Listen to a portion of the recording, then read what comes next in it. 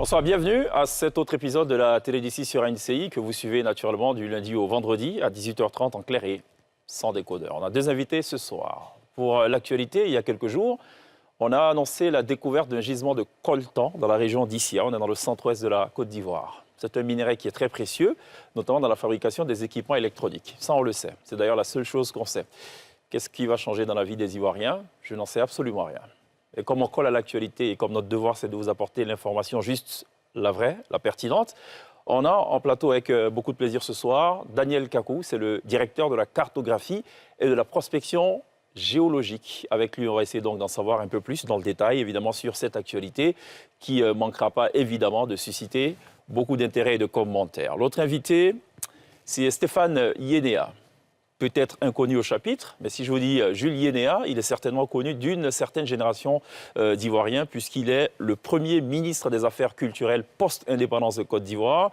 Il a également été ambassadeur de la Côte d'Ivoire auprès de pays comme le Sénégal, la Mauritanie, le Cap-Vert et la Gambie, si je ne m'abuse. C'est quelqu'un qui a donc marqué véritablement l'histoire culturelle de la Côte d'Ivoire, puisqu'il a contribué à écrire la politique culturelle de la Côte d'Ivoire, qui a bénéficié à bien de grands visages de ce domaine-là, notamment Moreau, pour ne citer donc que ce nom-là. Alors, son fils a décidé justement d'immortaliser un peu son œuvre. Question, pourquoi pas, de l'inscrire au Panthéon national. Pourquoi a-t-il décidé de le faire? Une chose est sûre, c'est que dans le dernier trimestre de cette année, tout un programme donc est dédié à la promotion des valeurs qu'il a le temps donc de sa de son règne, on va le dire, sinon de son mandat, tout ce qu'il a promis donc comme valeur d'excellence, il a décidé donc de l'immortaliser. On va en parler avec lui, ce sera évidemment en troisième partie de cette télé d'ici. Voilà planter le décor. Bonsoir, bienvenue. Ce programme vous est présenté par l'ONACI Online.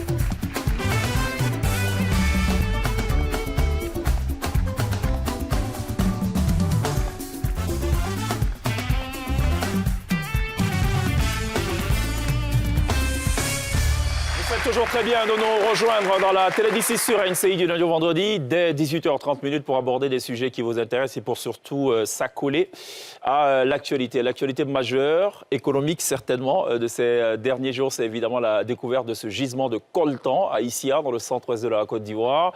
Une découverte hautement importante, voilà, au point d'avoir été communiquée en Conseil des ministres la semaine dernière. On va en parler dans le détail avec notre premier invité, c'est Daniel Kakou. Il est le directeur de la cartographie et de la prospection géologique. Merci beaucoup d'être là, Daniel Kakou. On va parler évidemment dans le détail de tout ceci. On a beaucoup de jeunes avec nous. Si ça se trouve, ils n'ont jamais entendu parler de coltan. C'est très technique. Je sais que c'est la fusion de deux appellations, je crois. Tantalite. Oui, OK. On va en parler. On va en parler. Soyons patients. Merci. Soyons patients. Glisse, ça va? Ça va très bien. J'avais entendu parler de coltan, mais c'était au Congo. Ah. C'est ça, non? Possible. Il y a beaucoup de choses au Congo, en effet. Ah bah, dans le sous-sol congolais. Il paraît que c'est une catastrophe naturelle, le Congo. Dans le sens positif du terme. C'est ça. Catastrophe géologique. Géologique, oui. Bon, OK. Parce qu'il y a tout, en fait. Il y a tout, ouais. C'est ça. Sonia, ça va? Ça va très bien. Tu as déjà entendu parler du coltan? Ouais. Ça ressemble à quoi, le coltan? Je sais pas, mais je sais que c'est grâce à ça que mon téléphone fonctionne. Ah, c'est important pour le téléphone? C'est bon, Daniel Kakou? Très important. C'est très important. Très important. Ah, OK. Ça veut dire que désormais, ceux qui fabriquent le téléphone pourraient se tourner vers la Côte d'Ivoire pour s'approvisionner. Et cela nous ferait plaisir. Oui, parce que ça va générer beaucoup d'argent. Est-ce que ça va créer beaucoup d'emplois? Les emplois, oui. Des emplois. Vu les potentialités dont regorge la Côte d'Ivoire, C'est cela? je crois que Est-ce qu'il y aura C'est pas des allers-retours c'est de pas Bill négligé. Gates entre les États-Unis et la Côte d'Ivoire? Qui, Bill Gates? Bon, on parlera évidemment de tout ceci avec beaucoup de sérieux. Il y a une météo avant tout ça, Oui. pour savoir à quel vent et à quel climat on sera bouffé ce soir. Juste après ça.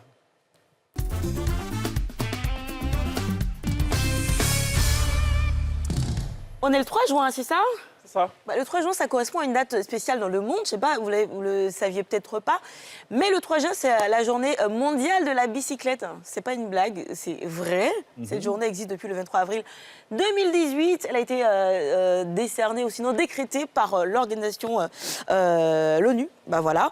Depuis 2018, donc cette date est retenue pour fêter dignement cet événement. Alors, ils reconnaissent le vélo comme un moyen de transport simple, accessible, fiable, propre, mais surtout durable et respectueux de l'environnement, qui favorise la bonne gestion de l'environnement et l'entretien de la santé. Pour ceux qui ça pourrait intéresser, il y a un club de bicyclette à Abidjan, enfin en Côte d'Ivoire, qui a peu, en prélude justement à cette célébration, organisé une randonnée à vélo. Si ça vous intéresse, vous pouvez vous renseigner pour accéder à ce club-là. Moi, j'aime pas le vélo. Je trouve que c'est trop compliqué, en fait. Trop compliqué? Ouais, c'est pas sexy, le vélo. Ah bon? Tu préfères les motos? Non, je préfère les voitures. Pour polluer davantage l'environnement? C'est ça. Alors, nos bouts de choux... Pollueuse, va. Les jets privés aussi. Nos bouts de choux se distinguent de plus en plus. Je parle de nos bébés, nos enfants, dans l'excellence. Alors, la toute nouvelle s'appelle Akisikeran Marie Anaël Komeno. Vous savez quoi? Elle est championne nationale de la 3e édition du grand concours de lecture Planète J'aime lire à Haute-Voix, donc 2024. Ami la slameuse était parmi les membres du jury. Elle a dit qu'elle s'était démarquée par la différenciation dans sa voix, l'intonation, la vie dans sa lecture surtout. Et je lui souhaite plein de succès pour la suite. Et puis on termine avec un nouveau chèque qui s'enregistre dans les arts martiaux en Côte d'Ivoire. Après Cheikh Cissé, on a désormais Maurice Cheikh Oumar Diaby. Il est champion d'Afrique de judo junior dans la catégorie homme de plus de 100 kilos. Il a été sacré à l'occasion de l'édition 2024 du Marrakech Junior African Cup qui s'est tenue le jeudi 30 mai 2024 au Maroc. Alors, c'est pas sa première médaille, c'est pas sa première distinction. Déjà, au plan local, il a accumulé une multitude de médailles. La médaille d'or de la Coupe fédérale, le bronze de la Coupe de l'ambassadeur du Japon, sans oublier de mentionner qu'il est médaillé du championnat de Côte d'Ivoire. Il n'a que 18 ans seulement. Félicitations à lui. Et puis bon, météo pour demain. Écoutez, on aura des passages nuageux en début de matinée qui donneront localement de faibles pluies, aussi bien sur le littoral que dans l'ouest. Et par la suite, le temps sera partiellement ensoleillé comme partout sur le reste du pays. On ne va pas dépasser les 37 degrés. Et puis, petite citation pour terminer. En rapport avec la géologie ou pas? Non. Non, ah oui, peut-être. Non, pas, en rapport avec la forêt, avec la nature. Ouais. On dit que le génie lui-même te dit de venir dans la forêt. Tu as peur de quoi?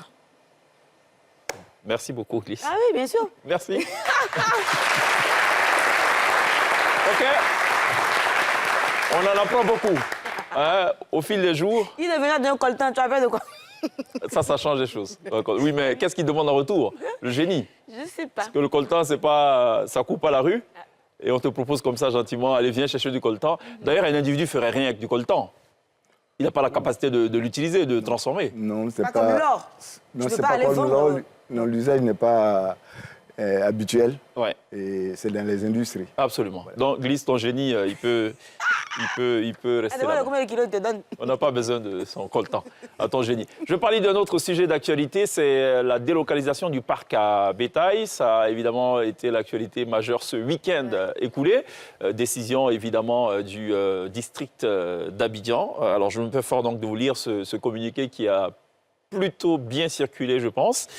Alors le district autonome d'Abidjan informe la population que depuis ce dimanche, c'est-à-dire hier, le parc à bétail de l'abattoir de Port-Bouet est effectivement délocalisé à l'instar de l'ensemble des parcs à bétail des autres communes du district sur le site de l'ancienne casse d'Adjamé. Donc pour celui qui veut acheter son mouton pour la fête de la Tabaski, il faut aller plutôt à Adjamé et pas à Port-Bouet, sinon vous ne verrez absolument rien, si ce n'est le désert.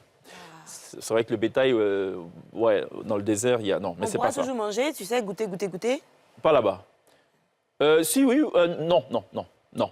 Abattage, oui, mais le parc, non.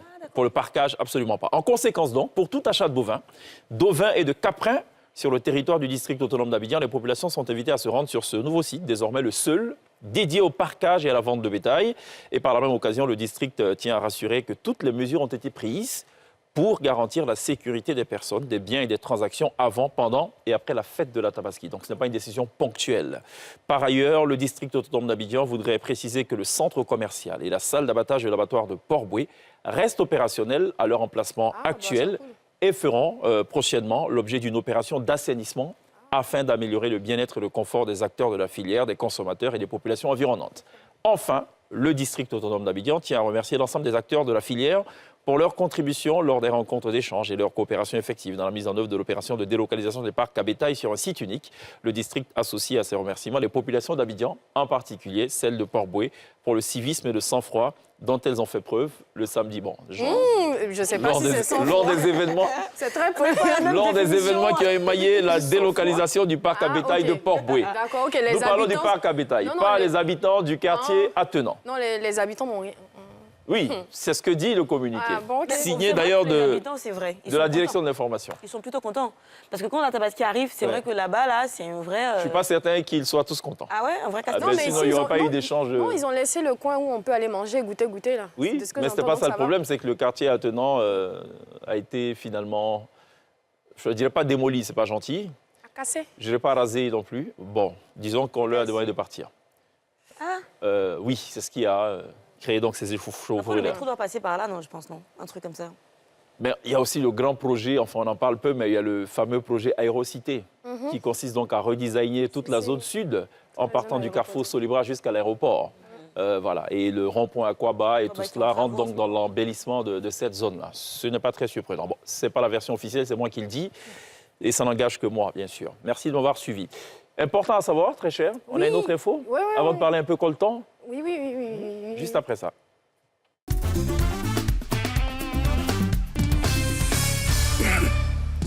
Alors, bonne nouvelle pour les afro-descendants. Le Bénin a adopté une loi reconnaissant la nationalité béninoise à toutes les personnes afro-descendantes, en particulier celles qui le sont en raison de la traite négrière.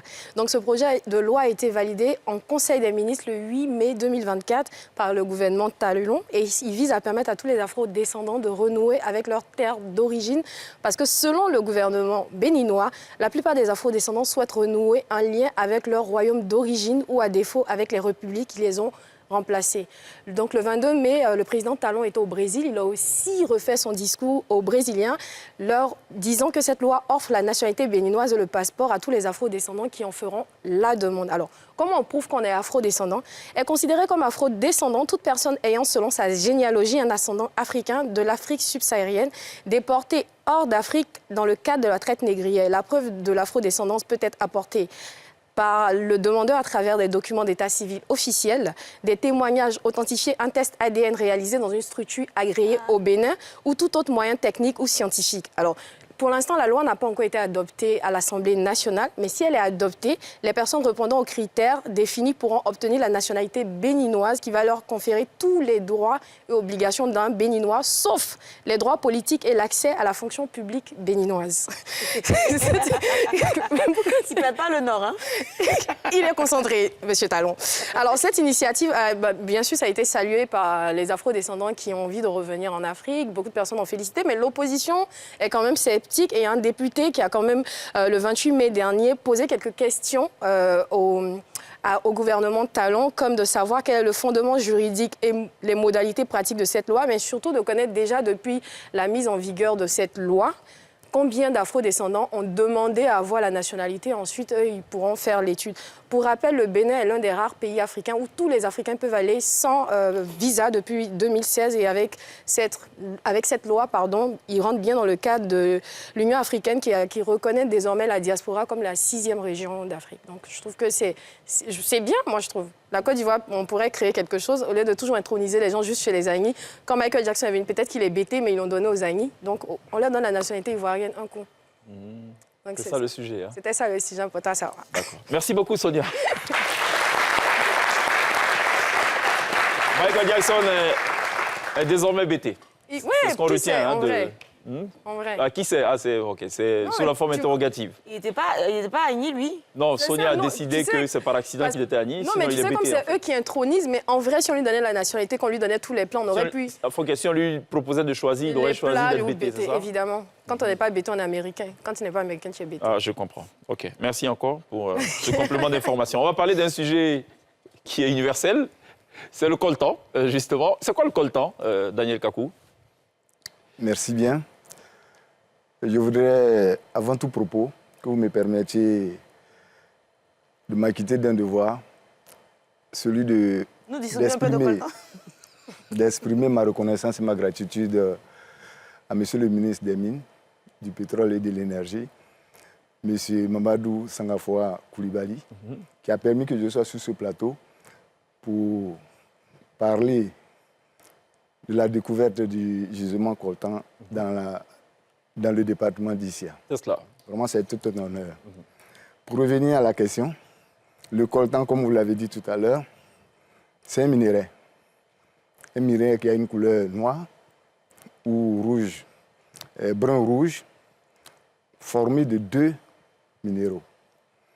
Il y a la colombite et la tantalite, qui sont tous deux minéraux contenant du fer et manganèse, l'un associé à l'inibium et l'autre comme élément chimique au tantal. D'accord, et donc c'est la combinaison qui donne le coltan. Le coltan. D'accord, ok. Question toute bête, pourquoi c'est à Issia qu'on a découvert? Ou pourquoi c'est vers Issia qu'on a orienté les recherches, par exemple? Au fait, ce sont des indices. En toute recherche, c'est les indices qui orientent les recherches. Et surtout le contexte géologique d'une région.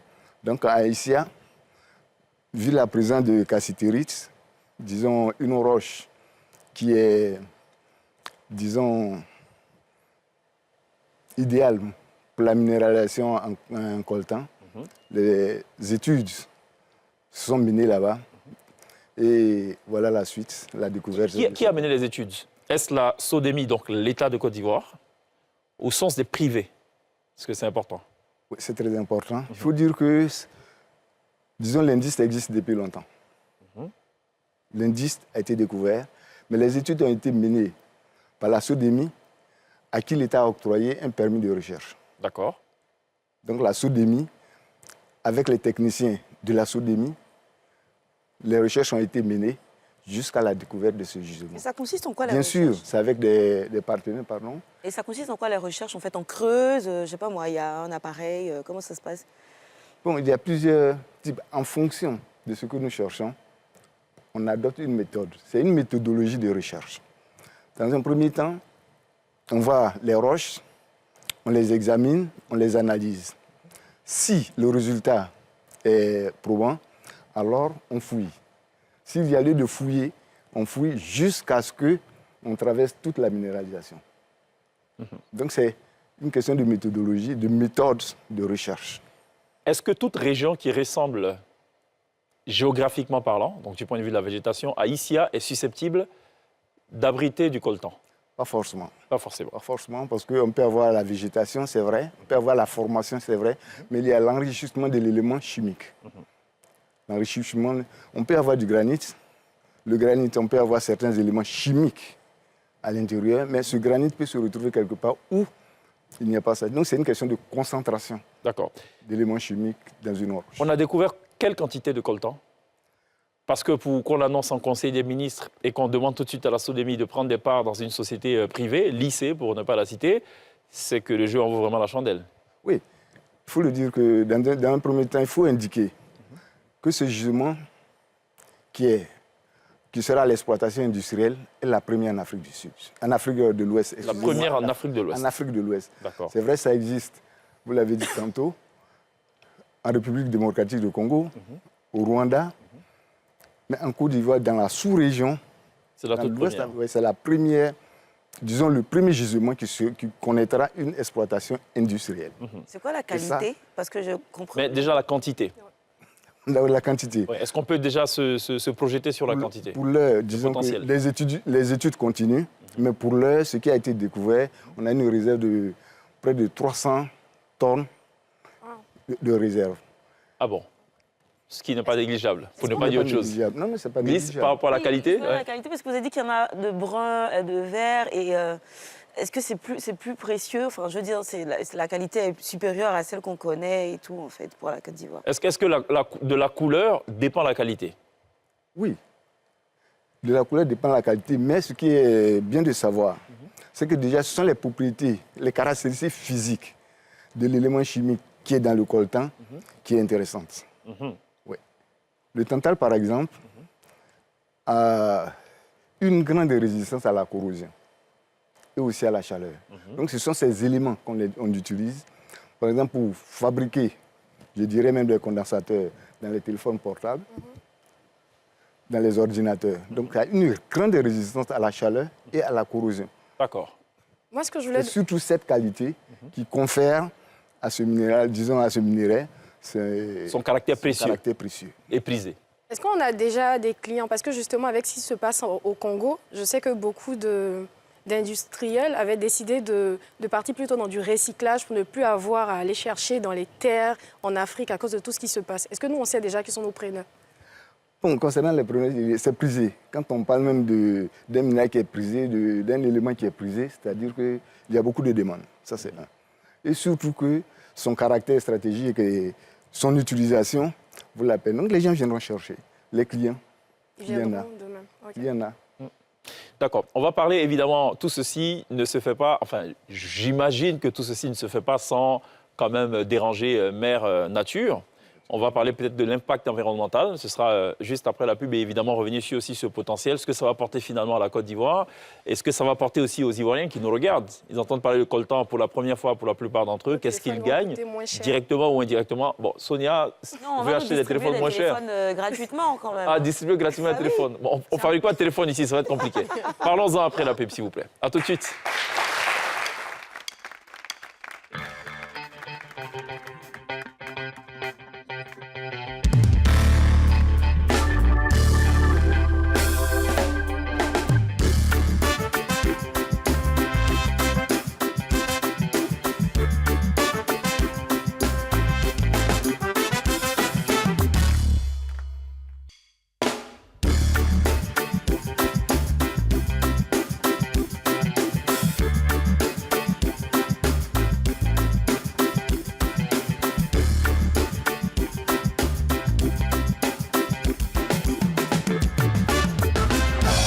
De retour sur le plateau de la télé d'ici, toujours avec Daniel Kakou, directeur de la cartographie et de la prospection géologique. Avec lui, on parle de la toute récente découverte, le gisement de coltan dans le département d'Issias, dans le centre-ouest de la Côte d'Ivoire. On a parlé un peu avant la pub de la qualité des quantités. On parle tout de même d'un potentiel d'autour de 300 tonnes. Hein, pour info, c'est un minerai qui est prisé à travers le monde. Sonia qui s'inquiétait de savoir si les téléphones vont coûter finalement moins cher et glisse d'aller un peu plus loin hein, dans cette réflexion très poussée d'ailleurs pour demander si finalement on allait offrir des téléphones. Je ne suis pas certain. Au moins aux populations d'Issia. Au moins aux populations d'Issia déjà. À la rigueur. Je ne suis pas certain que Daniel Kakou ait de réponse à cette question. On est bien d'accord. On est bien d'accord, oui. Bon. Mais ce que je peux dire, ce qui est à noter, c'est qu'à la disponibilité dans notre pays, déjà, ça, il faut le saluer. D'accord. Surtout par l'effort que le ministère en charge des mines déploie pour les recherches minières, pour la recherche minière, pour le dynamisme, d'abord, il faut reconnaître. Et surtout, il ne faut pas trop qu'on se focalise sur cette quantité, ce tonnage. Parce qu'en fait, il y a des dépôts un peu partout. Les recherches continuent. Le gisement sera développé et pour rappel, hein, en son temps, quand la mine d'or de Iti avait été trouvée, je crois que c'était déclaré pour une durée de vie de 10 ans. Mais aujourd'hui, ça fait 30 ans. 30 ans. Mais on continue d'exploiter l'or. Absolument. À Iti. Donc, c'est pour dire que ça, c'est une quantité de base. Vrai. On a déclaré le gisement. Ça va rentrer en production, mais le développement du gisement va continuer. Et peut-être même ça va pas... Parlons un peu argent avant impact environnemental. Ça va rapporter combien? Est-ce que le chiffrage, il est possible? L'étude continue. Je crois que le modèle économique des voies plus autorisées pourront le dire, mais... Approximativement.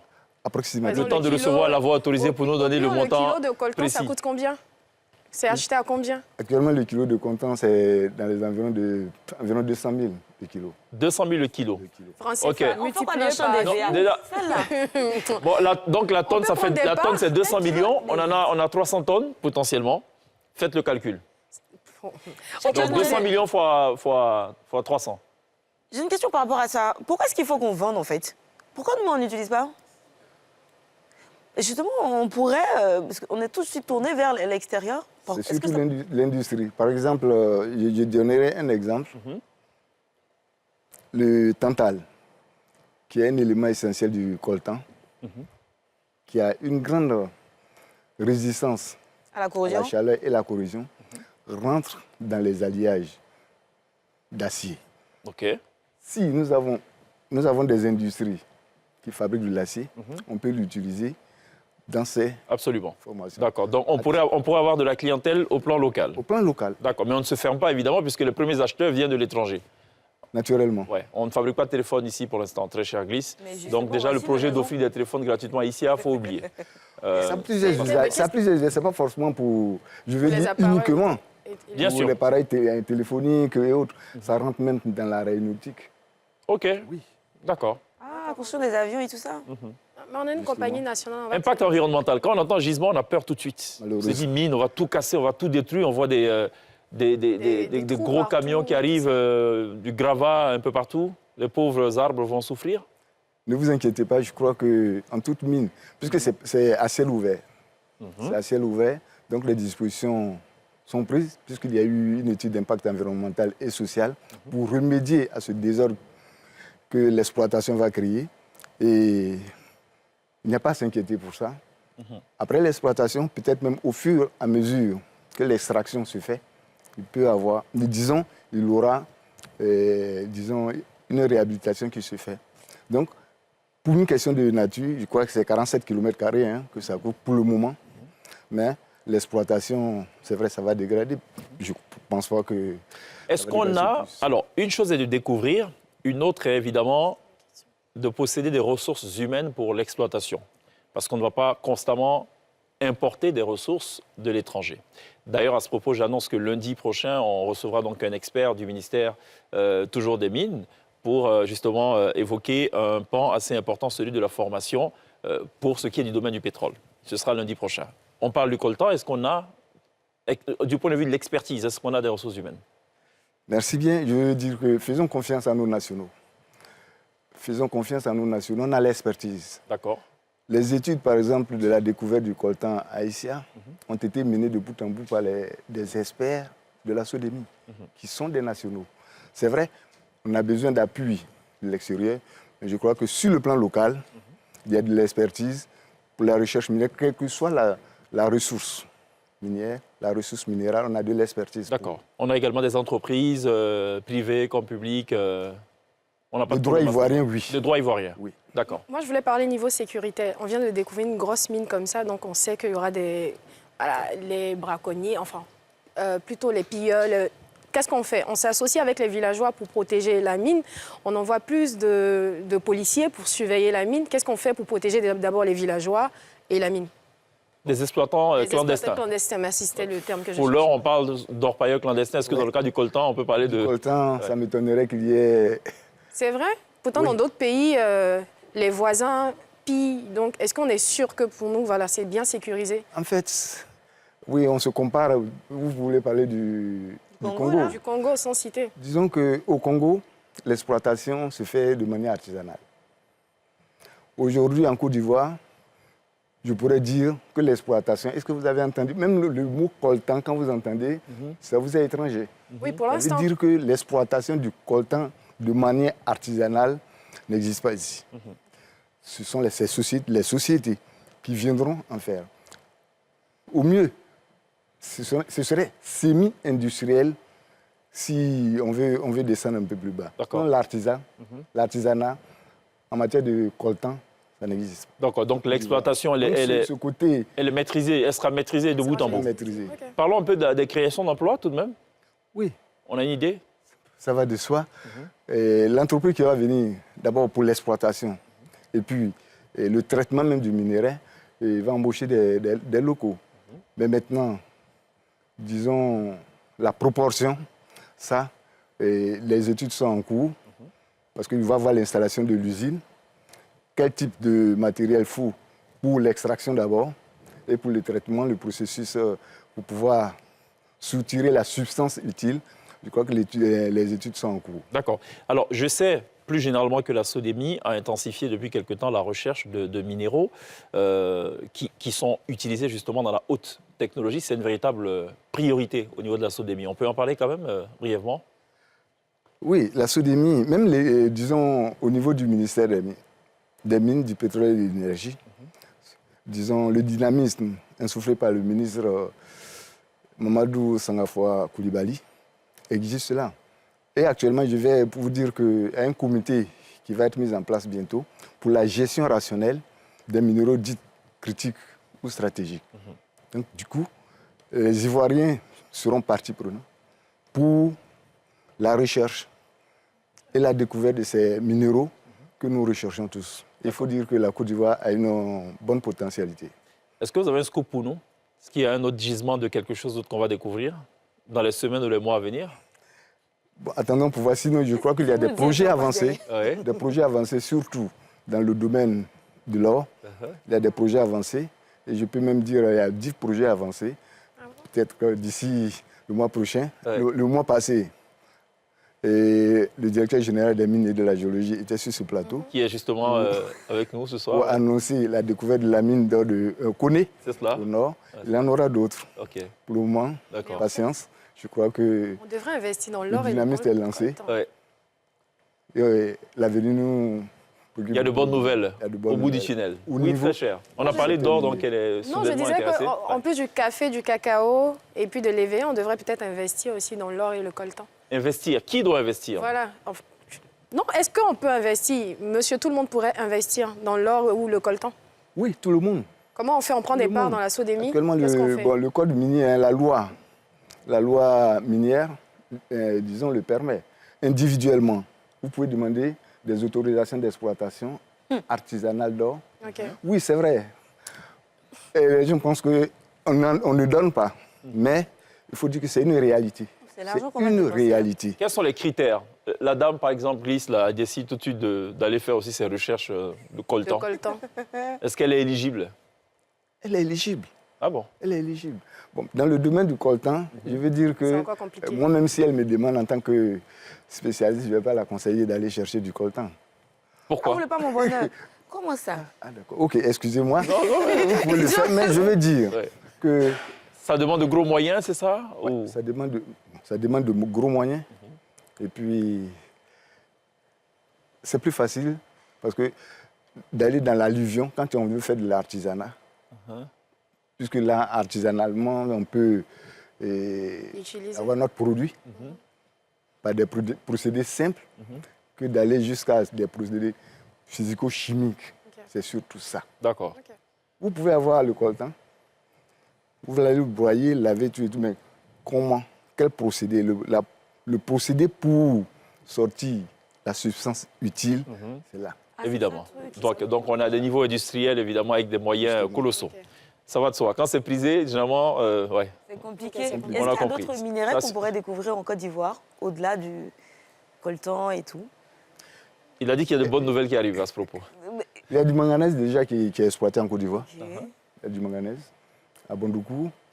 Il y a de la bauxite qui est exploitée au niveau de, bon, je dis quelques localités, hein, Bongouanou. Et il y a du nickel dans la région de Biankouma.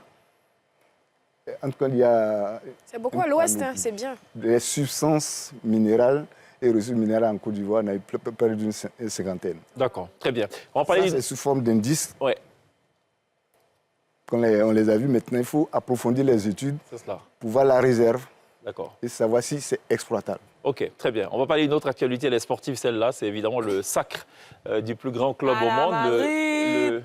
Je supportais Dortmund, mais bon, je fais genre. Non, toi, tu supportes le Barça. Non, Et Dortmund. comme le Barça est tombé, tu supportais City, je crois. En fait, on Et avait- City on étant allait tombé, tu conspirer. supportais Dortmund. Donc on était à C'est ça. Dortmund. Il y a un nouveau concept qui est né, c'est le concept de supporter caméléon. C'est ça. Ouais, je pense que tu pourrais en être l'effigie. Oui. L'actualité, c'est évidemment le sacre du Real Madrid, 15e titre de champion d'Europe. Pourquoi tu nous annonces ici? Il y a pas de revenus. Enfin, je ne le disais pas pour des applaudissements, c'est le chef de plateau qui a suscité Mais tu ces le dis applaudissements. avec un sourire, C'est bien la chèque. preuve. Non, parce que celui Tu te qu'on... soupçonnes. Non, parce que celui qu'on va accueillir maintenant va nous parler de ça. Je ne sais pas quel est le lien avec la Côte d'Ivoire. Il m'aurait parlé encore du sac de Dortmund avec Allaire, on peut comprendre. Il a décidé d'en faire un sujet. Je ne sais pas pourquoi. Bon, on va l'accueillir, c'est Gédos. Merci de l'accueillir.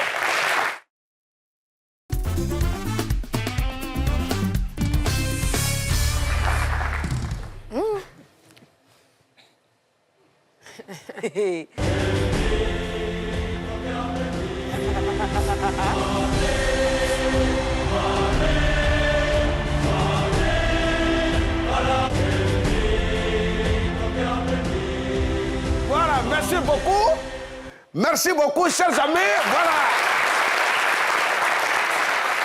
avant de commencer mes propos, je vais demander à toute l'Assemblée, à toute cette jeunesse, de se mettre debout pour saluer le nouveau prince encore. Levez-vous, ne soyez pas jaloux. On va se mettre debout pour saluer le prince. C'est ça. Voilà, non, cher ami, merci. Merci, tu n'as pas besoin de persister pour que les gens se lèvent. Ah. On sait déjà que tous ceux qui sont restés assis, eux tous sont des sorciers. Ah. Voilà, sauf l'animateur, bien sûr. Oui, vérité, Voilà, vérité. Lui, il n'est pas dedans. Chers amis, gloire au Real. La supériorité Au Real. La richesse Au Real. les trophées Au Real. la galère. Au Barcelonais. Si vous n'êtes pas d'accord, vous sortez, c'est pas notre problème. Voilà des gens, moi je ne vous comprends pas. Je pense que c'est Arafat même qui avait raison. C'est ça. Paix à son âme. L'enfant là, c'était un prophète, on ne le savait pas. Il les appelait les bassalors. C'est ça. Des vrais bassalons. À bas les bassalors. À bas. Les Barcelonais. À bas. Les Parisiens. À bas. Les Dokourou. C'est ça, à bas. Il y a une vieille qui est dans mon quartier, j'ai dit, maman, il y a la finale Real Dortmund, tu supportes quoi? Elle dit, ne veux supporter Dokourou. J'ai dit, maman, ce n'est pas Dokourou, c'est Dortmund. C'est la même chose là. Voilà, nous sommes là, et aujourd'hui, mais je ne comprends pas des gens. Voilà quelqu'un qui vit chez son tuteur. Plus précisément, à Ouassakara. C'est ça. Dans son salon. C'est-à-dire, le monsieur, à cause de qui tu vis sur son toit, tu manges son sac de riz, lui, il supporte Real et toi, tu supportes Barça. Ça, c'est la sorcellerie. Regardez-moi des choses comme ça. C'est-à-dire, à cause de toi seul, le monsieur, ses prières même n'arrivent pas en haut. Pendant que lui, il supporte Real, toi, tu supportes Barça. Pendant que lui, il prie le Seigneur, toi, tu pries Satan en bas. Pendant que lui, il réussit à sortir sa tête, toi, tu tires son pied. En bas, les gens de salon. En bas. Les supporters de balcon. En bas. Les supporters de chambre. À bas. Moi,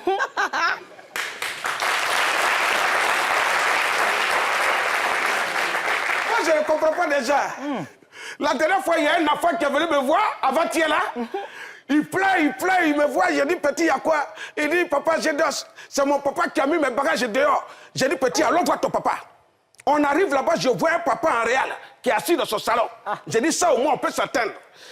Dès que le papa a fini de m'expliquer, moi-même, j'ai regardé le fils. Parce que le papa a dit que non, l'enfant, là, dès son âge déjà, il supporte Barça. Hey. J'ai regardé le fils, j'ai dit, mon petit, ta place, c'est dehors. J'ai dit, mon petit, ta place, c'est dehors. C'est pourquoi, quand vous regardez dans tous les carrefours, les enfants qui sont dans les feux tricolores, ils sont auprès des feux tricolores, qui demandent l'argent, qui vous disent, ne cherchez pas loin. Ce sont tous des supporters de Barça. Vérité. Regardez même à Djamé, quand on attrape un malfaiteur, chaque fois qu'on vient le frapper, regardez bien, ils sont toujours en maillot de Barça. C'est ça. Et quand il regarde sur son dos, c'est numéro 10, Messi, parce qu'il court vite. Ah. Vérité. Et quand on l'attrape comme ça, la seule personne habilitée à l'attraper, puisque c'est Messi, c'est Sergio Ramos. Bon, malheureusement, il n'est plus au Real, mais son pouvoir existe toujours. C'est ça. À bas les Barcelonais. À bas les sorciers. À bas.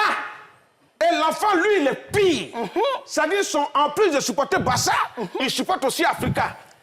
Moi, je ne comprends pas déjà. D'où sorcellerie? Je ne comprends pas déjà. C'est-à-dire que vous êtes maudits combien de fois? Hein? Tu laisses Real, tu laisses à sec et tu te vas supporter Africa. Bon, Africa, mais moi, je ne sais pas ce qu'on va faire pour eux. Africa, ils s'en vont jouer un match. On dit non, ils vont en première division. Nous, on paye notre transport. Oh, ça va les attendre en première division. Il faut une semaine, ils ne sont pas encore arrivés. Quand tu les demandes, on dit non, sur la route, le pneu a crevé, donc ils sont encore en deuxième division. Mais Africa, si vous avez remarqué que division là, ça ne va pas avec vous. Vous n'arrivez pas en première division. Vous êtes toujours en D2. Quand c'est comme ça, quittez dans la division, allez dans la soustraction. Aïe, vérité. Moi, je ne comprends pas les gens. Voilà des gens aussi, moi je pense que c'est à cause d'eux-mêmes l'Africain n'arrive pas à évoluer. Dis tout. Regarde un grand monsieur comme ça, magnifique. Très talentueux. Non seulement en plus d'être un bel homme, il est très talentueux, et puis il est wabé encore. Et dans ça, il supporte Africa. Gâchis. On peut aller où avec ça? À Galawal. Excellent humoriste. Lui-même là, bon, il est de Bondoukou. Moi, ça ne m'étonne pas, parce qu'eux-mêmes, ils ont perdu Sagraboutou avant. Et dans ça, tu viens supporter encore. Voilà un groupe, l'un des meilleurs groupes Zouglou. C'est ça. Tout le monde écoute. Quand il faut sortir les albums, on prend tabouret, on prend pour écouter. Même le procureur, Adou Richard, il écoute aussi les albums. Vérité. Mais là-dessus, je voulais dire au grand frère Siro, vraiment, avec tout le respect que je te dois, s'il te plaît, donne des conseils à Yodé. C'est ça. Donne des conseils à Yodé. Si vous voulez sortir d'Africa, voilà, votre prochain album là, si vous voulez que ça n'a qu'à marcher, Yodé n'a qu'à sortir d'Africa. C'est ça. Abat les sorciers. Abat. Voilà un club, tu vois la couleur de leur maillot, ça ressemble à fétiche. Comprends pas. On va aller où avec ça? Nulle part. Gloire à la 7. Gloire à la 7. La supériorité. À la 7. L'argent. À la 7. Première division. À la 7. Je vous remercie. Voilà. Allez, désolé, je ne savais pas que c'était ça le sujet. Je ne savais pas que c'était un procès de l'Africa Franchement, j'ai pas et compris. du Barça. Voilà, je n'ai pas compris. Désolé, Glisse. On peut s'attarder sur une équipe comme ça. On vous obsède à ce point-là. C'est vrai. On vous donne mal à la tête, en C'est vrai. fait. J'oubliais qu'avec ton jeune âge, tu supportais l'Africa. Voilà, c'est C'est bien un gars qui dommage. m'a fait rire. Ouais, non. Il dit le samedi, chacun a supporté la couleur de ses dents.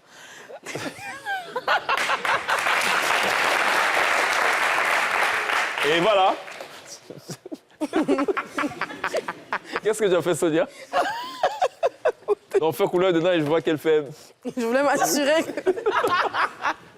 Daniel Kakou, Jules Yénéa, ça vous parle? Yénéa Jules. Non. D'accord, restez avec nous. On va parler justement de ce premier ministre en charge des questions culturelles de l'ère post-indépendance de la Côte d'Ivoire.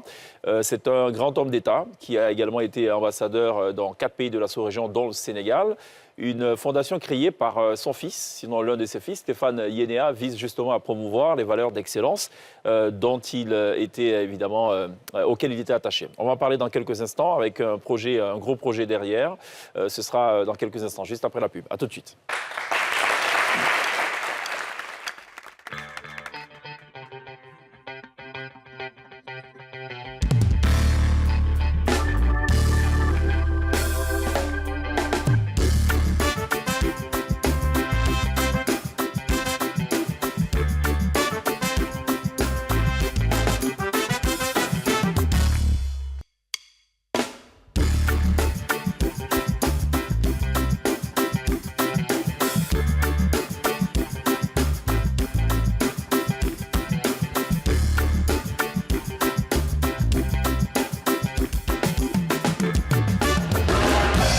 Nous sommes de retour sur le plateau de la Télévisie pour le 3e et avant-dernier tableau. Je vous parle à présent d'un personnage, d'une personnalité que les moins de 20 ans ne peuvent pas connaître, Jules Yénéa, qui a été pour rappel le premier ministre en charge des questions culturelles de l'histoire post-indépendance de la Côte d'Ivoire.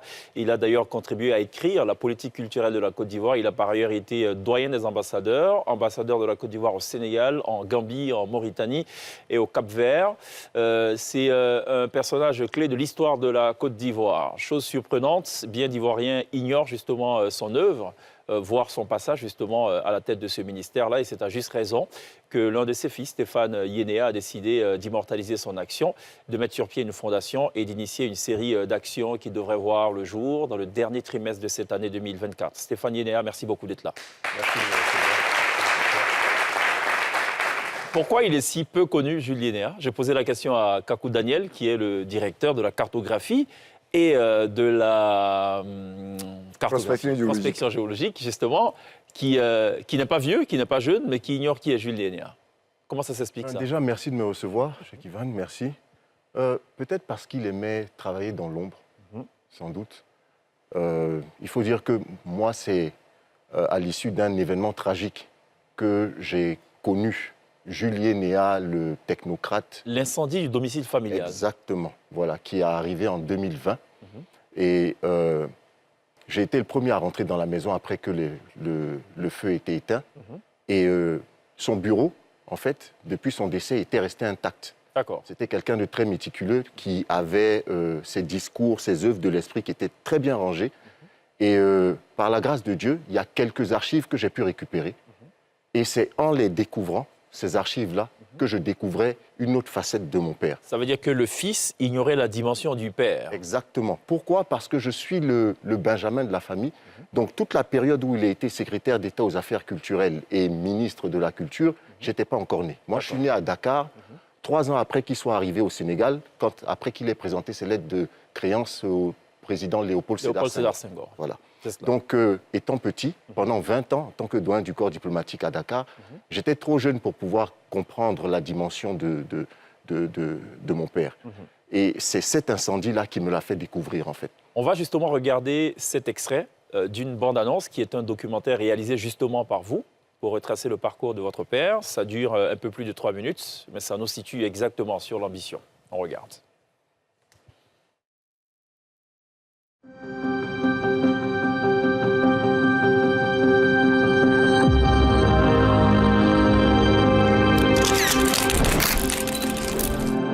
Lui, c'est mon père. Pendant plus de 35 ans de ma vie à ses côtés, je pensais bien le connaître. Jusqu'à qu'un tragique événement arrive 3 ans après son décès.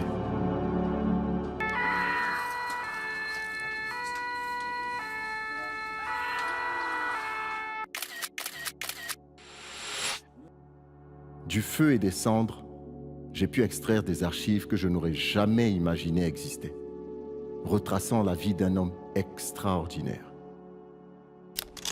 Jules était intelligent. C'était un homme d'une très grande intelligence. Il était généreux. C'est sous Yénéa que la plupart des acteurs comme Biti Moro, Albertine Nguessan, Tabat Thérèse, Bienvenue Neba, tous ces gens, même Groguet, c'est lui qui les a envoyés en France pour aller reprendre faire des études. Croyez-moi, remplacer Jules Yénéa était une épreuve. Tellement Jules avait marqué de son empreinte l'axe Abidjan-Dakar. Un homme de lettres, un homme de culture, un diplomate hors pair, un serviteur émérite de la République de Côte d'Ivoire, avec un amour inconditionnel pour sa région d'origine et ses parents. Pour moi, son Excellence Jules Yénéa est un ambassadeur hors pair, un diplomate hors pair. Sur le plan professionnel, vraiment, c'était le summum de ce qu'il faisait. Mais il était tout le temps préoccupé par ses parents. Il disait toujours ses parents. Mes parents ont des difficultés, j'en suis conscient, il faut que je les aide. Franchement, j'ai un certain âge, moi je n'ai pas vu des gens que je connais, en tout cas qui font de la politique, je n'ai pas vu qui avaient ce souci autant de ses parents. Je suis Stéphane Yénéa.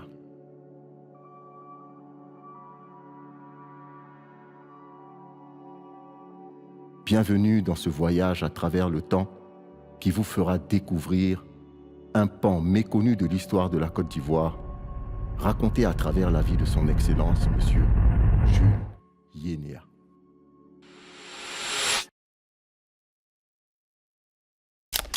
En pleine guerre, en 1945. Et nous allions à l'école tout nus, comme Adam et Ève.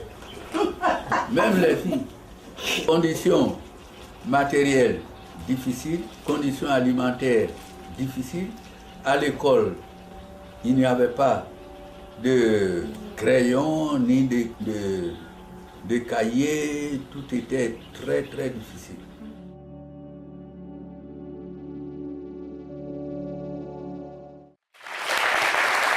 Stéphane Yénéa, vous le dites justement en fin de cet extrait-là, faire connaître votre père, c'est surtout faire connaître cette facette méconnue de l'histoire de la Côte d'Ivoire en définitive. Oui, parce que tout au long de ce processus, j'ai eu à recueillir des témoignages. Des témoignages de certaines personnalités. Vous avez notamment vu Moustapha Niasse. C'est cela. Ancien président de l'Assemblée nationale du Sénégal. Ancien Premier ministre. Et même un témoignage écrit du président Abdou Diouf, qui n'a pas voulu apparaître sur caméra, mais qui m'a fait une lettre. Et c'est dans cette lettre-là que j'ai découvert un certain nombre de choses que mon père a eu à faire dans les relations bilatérales entre la Côte d'Ivoire et le Sénégal, mais aussi dans certaines situations sénégalo-sénégalaises. D'accord. J'ai l'impression que vous faites d'une pierre deux coups, c'est du 2 en 1. À la fois, on découvre votre père, mais vous aussi, finalement. Est-ce qu'il y a un besoin de transmission, d'héritage? Ah oui. Quelque part, de dire que, enfin, je sais pas, c'est peut-être gros de le dire, mais vous prenez un peu la place de papa quelque part. Alors, moi, ce que je peux dire, c'est que il faut qu'il y ait un cycle perpétuel de conservation et de transmission de ce genre d'archives, parce que c'est quelque chose d'inhérent dans une société. D'autant plus que c'est le premier ministre en charge des questions culturelles après l'indépendance. Voilà, l'accession à donc ça a été l'indépendance. le tout premier, et Bernard Dadier lui a succédé en 1977 lorsqu'il partait au Sénégal. C'est cela. Je pense que c'est extrêmement important qu'on fasse l'effort de pouvoir perpétuer d'abord la mémoire de ceux qui ont contribué à bâtir ce pays, puisqu'il est celui qui a justement mis la politique de la culture du président Houphouët-Boigny sur les fonds baptismaux. Mais ce n'est pas seulement ça, c'est important aussi de pouvoir regarder d'où il est parti. Voilà, quelqu'un qui a eu son premier short quand il a été premier de la classe au CP1. Avant ça, comme il a dit, c'était en tenue d'Adam. Pour se retrouver au plus haut sommet de l'État, ministre, puis ambassadeur, puis maire de la ville ou du village, de la bourgade d'où il venait, ça demande beaucoup de détermination, de travail, d'abnégation. Et ce sont ces valeurs-là aussi que je veux transmettre. À travers justement la fondation éponyme, la fondation Jules Yénéa. Et je sais justement qu'il y a tout un projet qui est prévu dans le courant dernier trimestre de cette année. On en parle rapidement. Exactement. Donc, dans le dernier trimestre, nous allons faire en fait un événement, c'est une exposition photo, la projection du documentaire et puis un débat justement sur la transmission des valeurs qui sont importantes. Je pense que notre pays a besoin de pouvoir se remettre à un niveau de valeurs qui sont très importantes pour pouvoir faire avancer les choses pour les jeunes générations. Absolument. La question de l'archivage est une question hautement importante, d'un intérêt indiscutable. La Côte d'Ivoire a connu de grands hommes, Jules Yénéa, Germain Kofi Gado, Philippe Grégoire Yassé, Charles Donvaï et j'en passe. Et malheureusement, il faut peut-être aller vers l'université pour avoir ne serait-ce que des bribes d'informations sur ces grands hommes-là qui ont quand même tracé les sillons de cette jeune république qu'est la Côte d'Ivoire. En tout cas, belle initiative. Merci. Et puis, on espère que cet événement, prévu donc au courant dernier trimestre de cette année, va connaître le succès escompté, attendu. En tout cas, félicitations pour cette initiative-là. On marque une pause. On va boucler tout ceci, évidemment, en musique. Ce sera juste après la pub. Et puis peut-être tirer un dernier mot quand même à Kakou Daniel, qui nous a ramené une bonne nouvelle, c'est la découverte de coltan. Voilà. Et le coltan, ce n'est pas une denrée à portée de main. Quand on l'a, il faut la saisir à bras le corps et en tirer tous les bénéfices pour les générations d'aujourd'hui et de demain. On en parle après la pub. À tout de suite.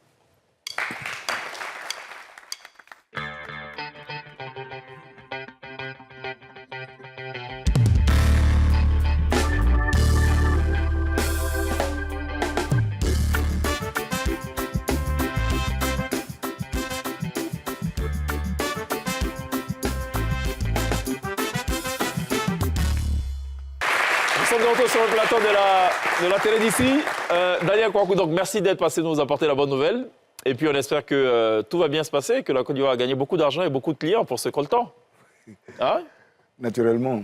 D'accord, naturellement. Les ressources, les potentialités en ressources minérales et minières de Côte d'Ivoire nous procurent quand même de bonnes espèces. De bonnes perspectives. En tout cas, merci beaucoup d'être passé. Stéphane Yénéa, on va dire... bonne chance en tout cas pour cette belle initiative. Stéphane Yénéa, qu'il faut rappeler, le président de la fondation Jules Yénéa, qui vise donc la promotion des valeurs dans les domaines de l'éducation et de la culture. Exactement. Pour ce que je sais. Merci beaucoup d'être passé nous parler de ce projet ambitieux. Glisse, Sonia, on se dit à demain. À demain. N'oublions pas évidemment de remercier ce chaleureux public qui nous aura mené jusqu'au terme de cette émission. On referme tout ceci de la plus belle des façons avec de la musique, la bonne musique, celle qui attendrit, celle qui adoucit les cœurs et apaise également les passions démesurées. On se retrouve demain. D'ici là, take care.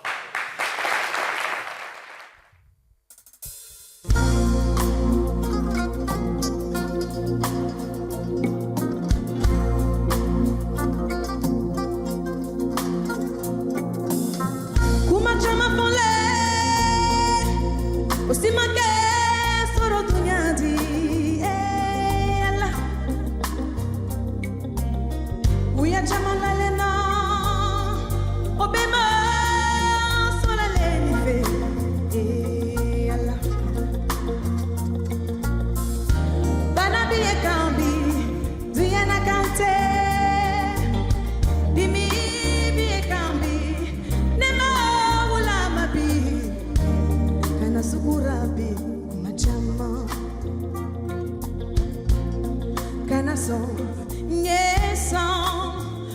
Majuguni bara Benogo Unia beibo ikalama Fengi bolo Musudoye sunguru ya lambala Kemada tere nimia Nate jigi wolu nade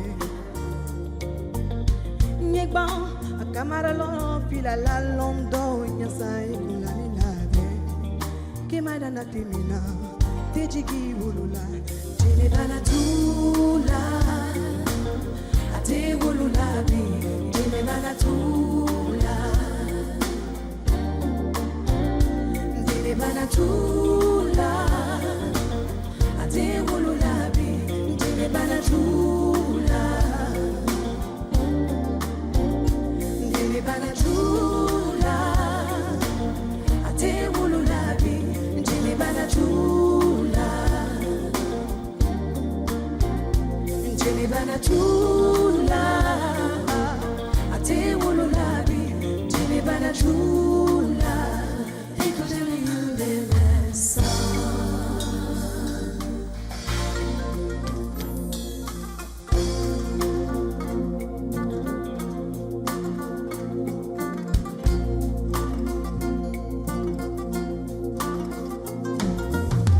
Kumachama pole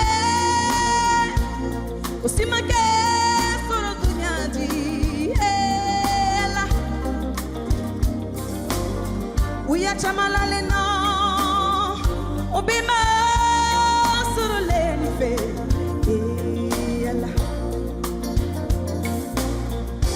Banabi e kambi Tuyana kante Jimmy be kambi Dema ula mabi Sukurabi machama Jene bana tula Ate ulu labi Jene bana tula